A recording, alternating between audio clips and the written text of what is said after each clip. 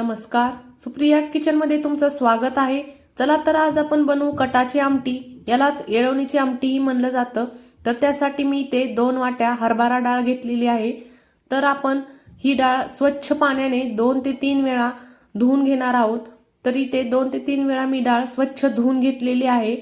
नंतर आता आपण डाळ शिजवून घेणार आहोत। त्यासाठी मी इथे एक कुकर ठेवून घेतलेला आहे। त्यामध्ये 4 ग्लास पाणी घालून घेतलं आहे। नंतर त्यामध्ये मी 1 चमचा तेल आणि 1 चमचा हळद घालून घेतली आहे। तर हे पाणी चांगलं उकळू द्यायचं आहे। पाणी चांगलं उकळल्यानंतर आपण त्यामध्ये डाळ घालून घेणार आहोत। डाळ घालून घेतल्यानंतर ही आपण पाण्यामध्ये चांगली पळीच्या सहाय्याने मिक्स करून घेणार आहोत। आता हे चांगलं मिक्स करून घेऊया। नंतर आता आपण कुकरचं टोपण लावून घ्यायचं आहे आणि फुल गॅसवर 1 शिट्टी आणि कमी गॅसवर 3 शिट्ट्या अशा 4 ते 5 शिट्ट्या करून घेऊया। नंतर आता आपली डाळ चांगल्या प्रकारे शिजली गेली आहे। तर बघा आपली डाळ एकदम मस्त अशी शिजली आहे। आपण तिला बोटाने अशी दाबली की ती मस्त मॅश होत आहे। तर आता आपण अशी थोडीशी डाळ पळीमध्ये घेऊया आणि फोर्कच्या सहाय्याने त्याला चांगलं मॅश करून घेऊया आणि ती आपण आता सर्व डाळीत मिक्स करून घेणार आहोत। नंतर आता आपण डाळ 2 मिनिटांसाठी उकळत ठेवणार आहोत। नंतर एक अशी जाळी घेऊया, त्यावर आपण सर्व डाळ गाळून घेणार आहोत। डाळीमधील सर्व पाणी काढून घ्यायचं आहे। अशा प्रकारे आपण डाळीतून ही येळवणी वेगळी करायची आहे। तर याला आपण येळवणी असं म्हणतो। तर आता आपण ही बाजूला ठेवून देऊ आणि आमटीची तयारी करू। तर त्यासाठी मी एक कांदा सर्व बाजूने कट लावून असा गॅसवर भाजून घेतलेला आहे। नंतर आपण तो काढून घेऊया। तर इथे मी मसाल्यासाठी भाजलेला कांदा, आलं, लसूण, सुकं खोबरं आणि कढीपत्ता आणि कोथिंबीर घेतलेला आहे। आणि इथे मी काही खडे मसाले घेतले आहेत, तेजपत्ता, दगडफूल, दालचिनी, मिरे आणि लवंग। तर आपण पॅनमध्ये 2 चमचे तेल घालून घेणार आहोत। आता आपलं तेल चांगलं गरम झालं की त्यामध्ये आपण आता तेजपत्ता घालून घेऊया। नंतर आता आपण बाकी घेतलेले सर्व खडे मसाले त्यामध्ये घालून घेणार आहोत।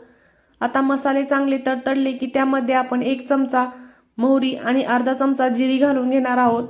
मोहरी आणि जिरी चांगली तडतडली की त्यामध्ये आपण पेस्ट करून घेतलेला हा मसाला घालून घ्यायचा आहे। आता हा मसाला आपण तेलामध्ये चांगला परतायचा आहे। तर इथे मी कढीपत्ताही त्यामध्ये घालून घेतला आहे आणि आता आपण हे चांगलं मिक्स करून घेऊया आणि चांगलं परतून घेऊया। तर मसाला अशा प्रकारे परतला पाहिजे। नंतर आता त्यामध्ये काही सुके मसाले घालून घेऊ। सुके मसाल्यामध्ये मी इथे 1 चमचा धने पावडर घालून घेत आहे, 1 चमचा गरम मसाला घालून घेत आहे आणि नंतर यामध्ये मी 2 चमचा घरगुती काळा मसाला घालून घेणार आहे। तर आता हे सर्व मसाले आपण यामध्ये चांगले मिक्स करून घेऊया। मसाले चांगले भाजून घ्यायचे आहेत। मसाले चांगले यामधून तेल बाहेर येऊपर्यंत भाजायचे आहेत। मसाले चांगले भाजले की आपण आता त्यामध्ये काढून घेतलेले येळवणी यामध्ये ओतून घेणार आहोत।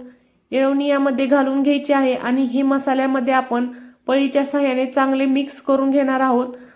मसाल्यामध्ये येळवणी आपण चांगली मिक्स करून घ्यायची आहे आणि नंतर यामध्ये मी आता 1 ग्लास गरम पाणी घालून घेणार आहे। तर आता आपण इथे आमटीला चांगली उकळी फुटू देणार आहोत। आमटी आपण चांगली उकळू देणार आहोत। तर बघा ही अशा प्रकारे माझी कटाची आमटी तयार झालेली आहे। तर बघा याला मस्त असा कट आलेला आहे। वरून आता आपण त्याला थोडीशी कोथिंबीर घालून घेऊया आणि थोड्या वेळ आपण आमटी चांगली शिजू देणार आहोत। तर 5 मिनिटं कमी गॅसवर आमटी शिजू द्यायची आहे। अशा प्रकारे आपली कटाची आमटी तयार झालेली आहे। तर ही रेसिपी तुम्हाला कशी वाटली ही कमेंट करून नक्की कळवा आणि सुप्रियाज किचनला सबस्क्राईब करायला विसरू नका।